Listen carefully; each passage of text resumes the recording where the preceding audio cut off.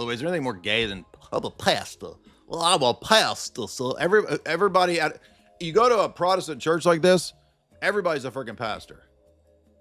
Well, we got a pro sub pastor. We got our 14 pastors in charge of the potluck, and then we got 23 pastors in charge of consulting and marriage pastoring, and then we got the pastors of the pastor council, and we got a pastor pastoring for pastoring of pastors.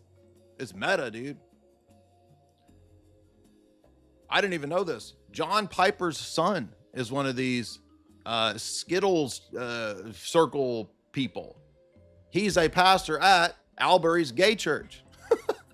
John Piper's son. This is so crazy because I remember reading John Piper when I was a Protestant Calvinist dude. I was like, yeah, it's cool, John Piper. And then I think the other one's like a Reddit person. So again, what's the point here? Just like Gavin and Ruslan suddenly saying within a few days, the Ortho Bros are extremists, they're dangerous, with no examples. An Orthodox Goark priest comes out and says, the Ortho Bros are extremists. Where is the example of this? What's the definition of extremism? And by the way, can you be an extreme ecumenist? And by the way, wow, really bold to call out Ortho Bros. Are you calling out Fordham? Are you calling out Skittles? Are you calling out the Ortlands? Are you calling out all this other stuff? Or is it a very selective choice?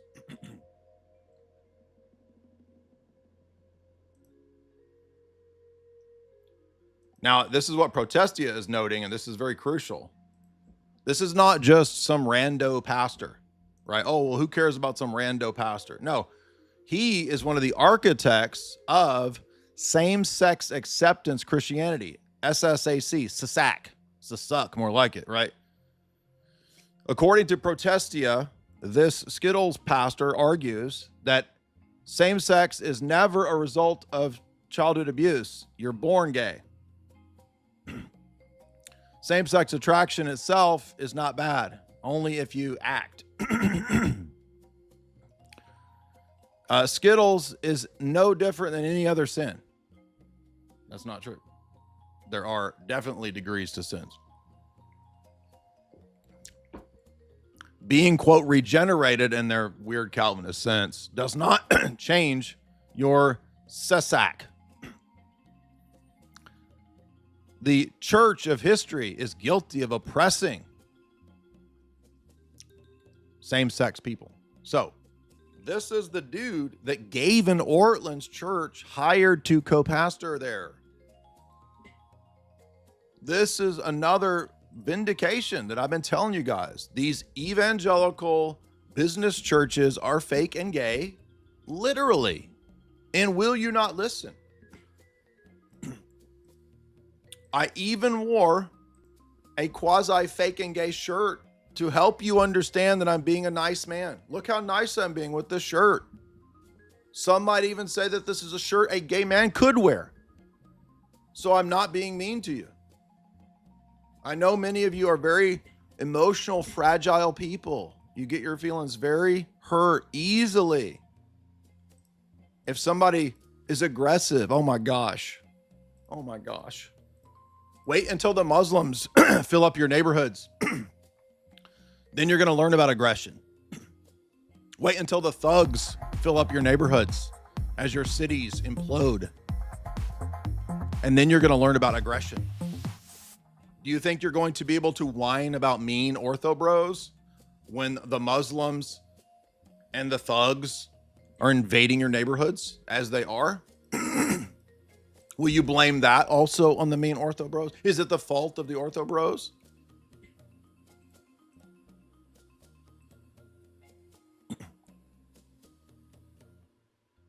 So here's another. Here's another one from this dude. Increased capacity for friendship that comes with that. There's a breadth of intimacy I get to experience that you don't. Sure. That's true. So there are some unique pluses to being in my situation. And I keep coming back to, I know the bridegroom. I'm not I'm not actually missing out. Yeah. I'm not getting the temporal signpost of the love of God that marriage is designed to be. I'm not getting the appetizer, but I'm getting the entree. And the entree is so good, I can skip the appetizer. That's disgusting. Because he's talking about this, he's wearing a ring, and he's talking about God pursuing him with wearing this, probably what's supposed to be a wedding ring, right? But that's when he's in this relationship with a dude. What do you mean I need to move on? I need to move on. What do you mean move on? This is proving what we said was correct. Why would I move on? If you don't show the receipts, he's making it up. Dyer is lying. He's making it up. Go read this article. Christianity Today promotes Skittles affirming ministry. Who is that? Russell Moore, co-pastors here with Dr. Gay Ortland and Gavin Ortland.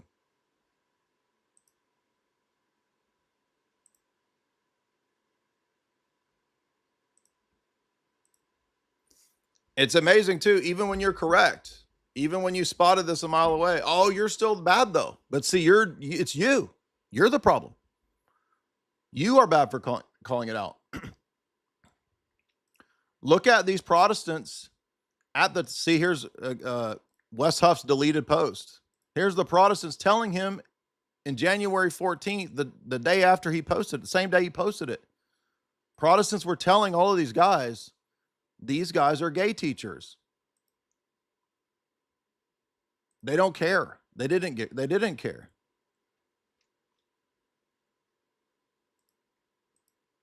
Gavin is blocking anyone calling him out. Why? Oh, because mean orthobros, extremists, mean orthobros, extremists. Again, DNC Biden era talking points. And all of the DNC Biden era talking points were based on the fraud of the SPLC running and creating the fake cutout extremist groups.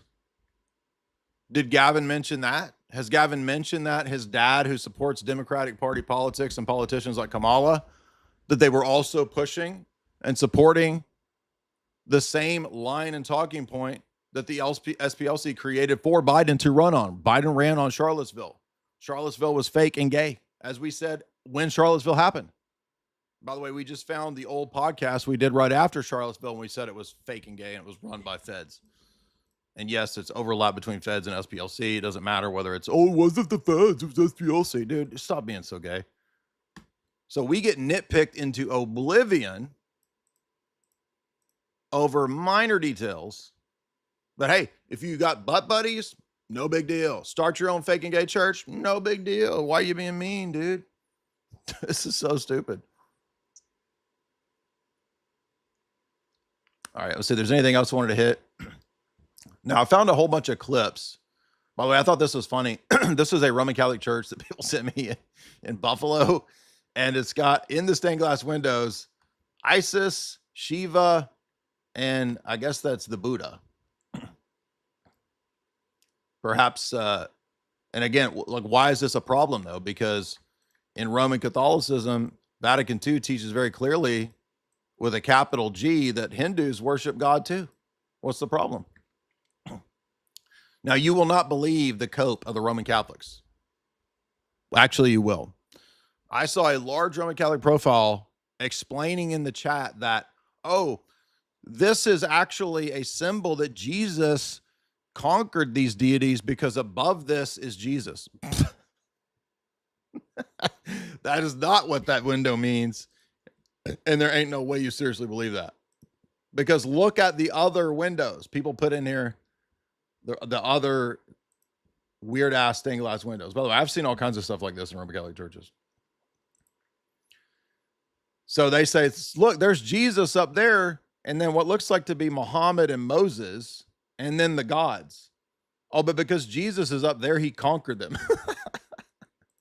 This is so absurd. Oh, really? Is that why they put him there? Gandhi, the Fabian socialist phony? This is your religion of the future right here. Now, what does it say? They've got a picture of whoever that is, Ambrose, Augustine, and it says tolerance. So these Roman Catholics are such liars, dude. Absolutely. Well, but it's got a bishop at the top, so it conquered the figure. Dude, they got freaking Martin Luther King and Gandhi in their stained glass window, dude. Get the freak out of here with your fake and gay nonsense. Imagine believing that. Here is, by the way, you can go look it up. Oh, this is paywall. Damn it. You could go look up the articles on a paywall. I guess this is mean ortho bro stuff here. Call this out. You're a mean ortho bro. Mean. Mean. Has any of these people read St. Cyril of Jerusalem? He says, I hate heretics. Have they read St. John Chrysostom, what he says about heretics and Jews? Have they read St. Jerome talking about Helvidius and Vigilantius as heretics? I mean, the church fathers are 10 times more vitriolic. What does St. John Damascus say about his opponents? They're dumb, they're demons, they're idiots, they're morons. Essentially calls them retarded. Paul says Cretans are liars. And this statement is true. He says he does a generalization saying Cretans are typically liars and they follow their bellies. So they're gluttons and liars. Oh, mean St. Paul. Paul says, I wish the Judaizers would castrate themselves, would circumcise themselves. Oh, mean Paul. Look at that. How dare. Jesus would never speak in such a way. There's multiple cases in the gospel where Jesus, he calls Herod a fox and a dog.